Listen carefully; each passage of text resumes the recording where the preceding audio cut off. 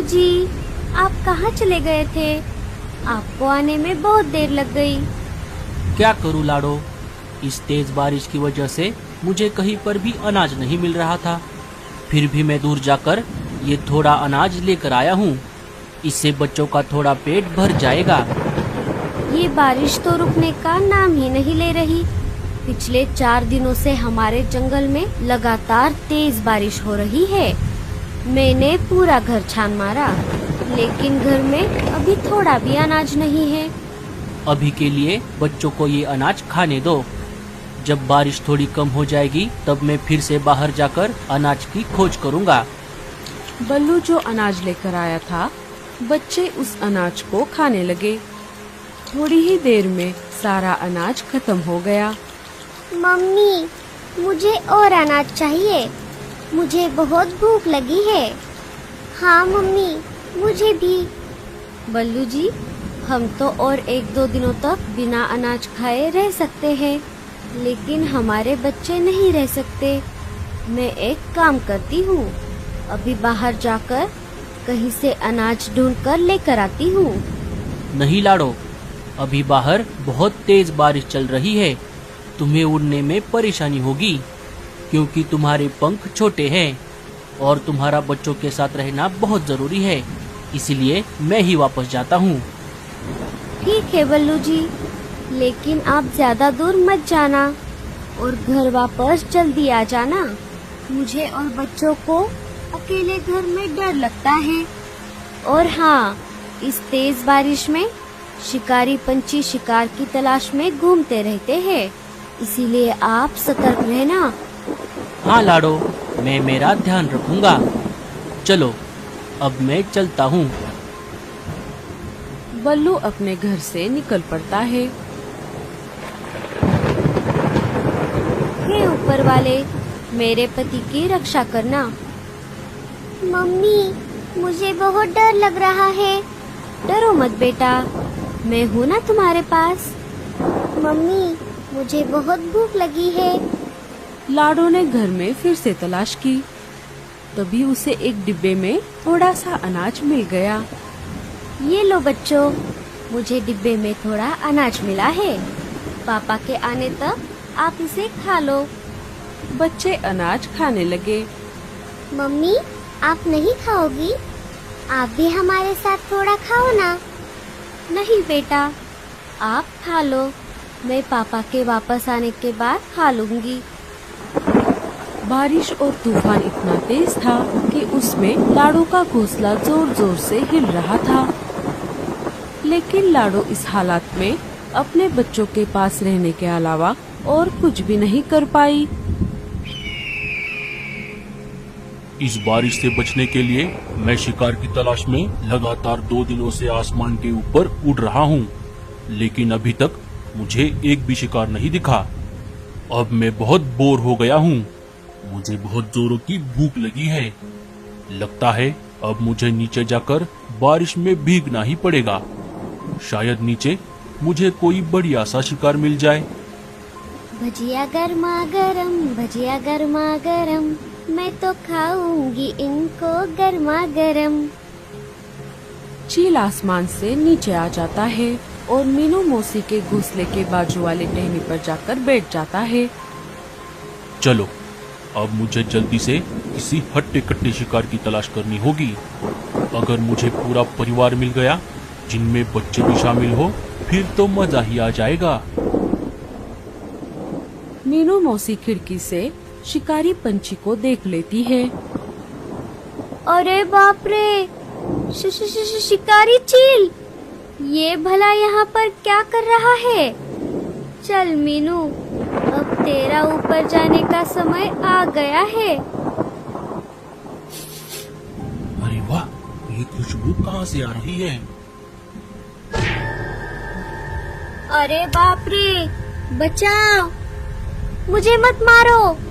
मैं तो एक बूढ़ी चिड़िया हूँ, मुझे मारकर तुम्हें क्या मिलेगा? अरे चुप कर, मैं तुझे नहीं खाऊंगा। मैं तो बस ये खुशबू सूंघकर आया था। ये तुम क्या बना रही हो? मैं तो गर्मा गर्म पकोड़े तल रही थी। अरे वाह, पकोड़े तो मुझे बहुत पसंद है। सुन रही बुढ़िया, अगर तू मुझे पकोड़े दे देगी तो मैं तुझे नहीं खाऊंगा। हाँ हाँ, ले लो, तुम ये सारे पकोड़े ले लो, लेकिन मुझे मत मारो। अरे वाह वाह वाह वाह, बुढ़िया तूने पकोड़े तो बहुत अच्छे बनाए हैं। और तुम डरो मत, मैं वैसे भी बूढ़े पंछियों को नहीं खाता, क्योंकि उनमें हड्डियों के अलावा कुछ भी नहीं मिलता। हाँ हाँ, ये बिल्कुल सही कहा तुमने। चील सारे पकोड़े खा लेता है। चल बुढ़िया, अब मुझे ये बता कि इस जंगल में मुझे हट्टा कट्टा शिकार कहाँ मिलेगा। एक पूरा परिवार भी चलेगा, जिनमें बच्चे भी शामिल हो। अरे चील भाई, मुझे भला शिकार के बारे में क्या पता होगा, मैं तो ज्यादातर घर में ही रहती हूँ। अगर तूने नहीं बताया तो मैं तुझे अभी खा जाऊंगा। अरे नहीं नहीं चील भाई, मैं तो मजाक कर रही थी। आप एक काम करो, यहाँ से सीधा आगे जाते ही आपको एक आम का पेड़ दिखेगा। वहाँ पर 2 घोंसले हैं, एक है कालू कौवे का और एक है रानो चिड़िया का। रानो अपने घोंसले में अकेली रहती है। आप उन दोनों घोंसलों में से किसी को भी खा सकते हो। छे, मैं कौवे का शिकार नहीं करता और उस अकेली चिड़िया को खाकर मेरा पेट नहीं भरेगा। तुम कोई ऐसा घोंसला बताओ जिनमें छोटे छोटे बच्चे भी हो, और जल्दी करो, मुझे बहुत भूख लगी है। अरे बाप रे, अब मैं क्या करूं? अगर मैंने इसे नहीं बताया तो ये मुझे अभी खा जाएगा। अरे क्या हुआ, तुम कहाँ खो गई? चील भाई, आप एक काम करो, यहाँ से सीधा आगे जाकर आपको थोड़ी दूरी पर एक नदी मिलेगी। नदी को पार करते ही आपको वहाँ पर एक बरगद का पेड़ मिलेगा। उस पेड़ पर एक लाडो नाम के चिड़िया का घोंसला है। वो अपने पति और अपने 5 बच्चों के साथ वहाँ पर रहती है। उन्हें खाकर आपका पेट जरूर भर जाएगा चील भाई। हाँ, ये हुई ना बात। चलो, आज का बंदोबस्त तो हो गया। अब मैं चलता हूँ।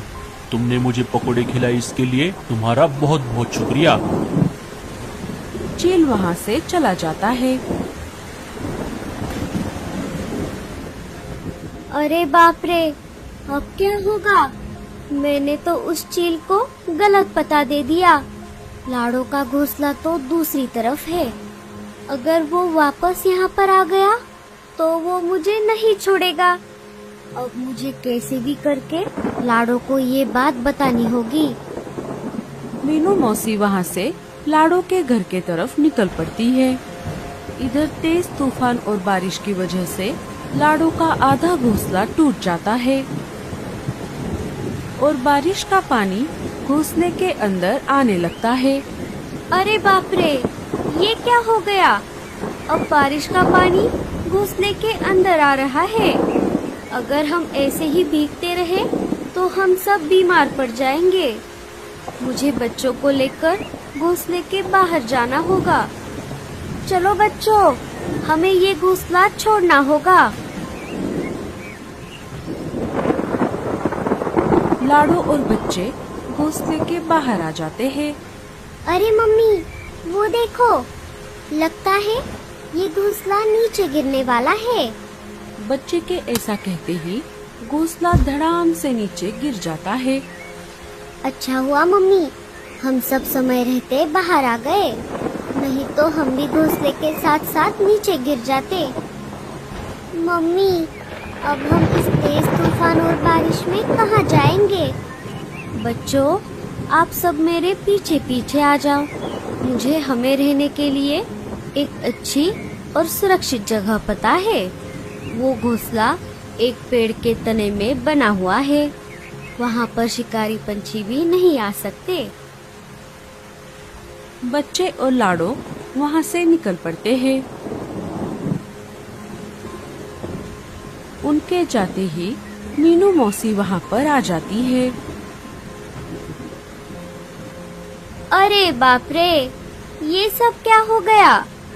मैंने तो चील को गलत पता बताया था। लगता है चील ने उन्हें ढूंढ लिया और पकड़कर यहाँ से ले गया। ये सब मेरी वजह से हुआ है। लाडो, बच्चों, बल्लू, मुझे माफ कर दो। अब मेरा भी यहाँ पर रहना ठीक नहीं है। मैं मेरे पुराने घोंसले के तरफ भी नहीं जा सकती। अब मुझे भी कोई दूसरी जगह ढूंढनी होगी। मीनू मौसी भी वहाँ से चली जाती है।